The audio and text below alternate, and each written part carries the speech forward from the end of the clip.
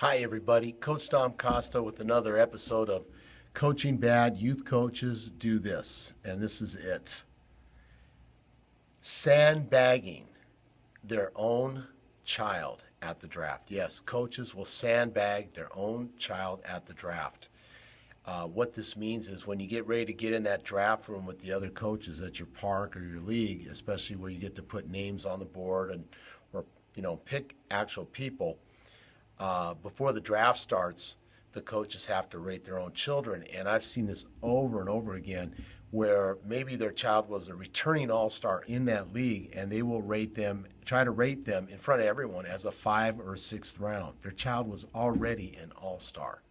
What they're trying to do is get a competitive advantage so they can, because most of the talent goes in the first 4 or 5 rounds on a 12-person team. The rest are just beautiful, regular people, rounds, 5 through 12. They're just kids that want to play a sport. But yes, you can usually pick out the better athletes in rounds 1 through 4, maybe 5. But these gentlemen and ladies will typically try to sandbag and rate their kid low in front of everyone else. So it behooves you to have a frank discussion at the draft and to choose your words wisely too, because these are the parents of these children there.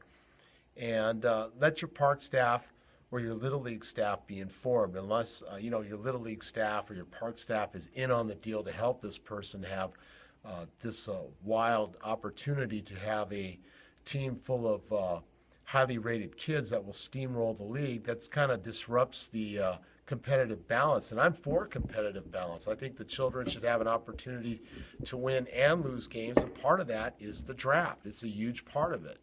I really think a big chunk of what and who wins these leagues is determined in the draft. Now, I'm not trying to say, hey, don't be a skillful coach and pick what you feel was the best fit of players physically for your team.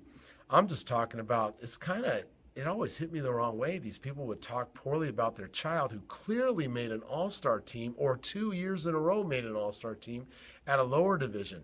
Now, here's your typical scenario that I've seen happen. You have 2 gentlemen typically get together in what I've observed, and they're going to buddy up to coach. Both of their children were all-stars at, let's say, the 9 and 10 age level. Here they are now with 2 11-year-olds, and they'll try to tell everyone their 2 kids, even though they're all-stars in the division below, that they're 5th and 6th rounders or 6th and 7th rounders, so they could pick, rounds 1 through 4 with everyone else. Now, if you have a park staff that's on top of the game, they're going to usually make returning all-stars a first-round pick. And if you have 2 first-rounders buddying up together, sometimes they won't get a pick till the 3rd, or sometimes 2 picks in the 4th round. 2 picks in the 4th round. They'll make them wait 3 rounds. Let everyone else have a chance at the other children that are skilled, especially if it's a baseball or softball and you're trying to get pitchers. But that idea of getting in there and speaking, sandbagging poorly of their own children so they could get more high-round draft picks has always been distasteful to me. And it's important for your park staff or Little League staff to be aware of this so we could have, I'm thinking it's a great thing to have competitive balance. The children are going to learn about winning and losing. No one's going to be, winning a game by 15 runs at the end of 3 innings. Or winning a basketball game by 30 points at halftime. There's a reason for coming and playing hard throughout a game because you have some competitive balance. I think that's important for children, not for the adults to get an 8-inch tall plastic trophy.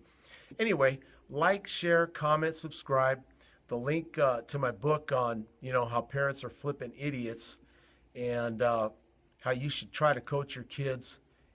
It's got a bunch of stories and a bunch of tips on how to coach up your own kids the right way to help them become the best people they can. And for you, mostly as a parent, to share the beautiful lessons and journeys, beautiful lessons taught through sports, and to enjoy the journey with your child, because you're going to see as you go through this, many of the children as they grow up develop other interests. But you as a parent should get a pat on the back. You're coaching your own child's team. I just want to make people aware of the other situations that may be going on around you, so you could have a competitive squad if you so desire, and have some competitive balance and give your children on your squad an opportunity to feel some success instead of being that one that's getting stomped on game after game because of the shenanigans of the hyper competitive adults around you. Anyway, thanks for listening, and I'll talk to you soon.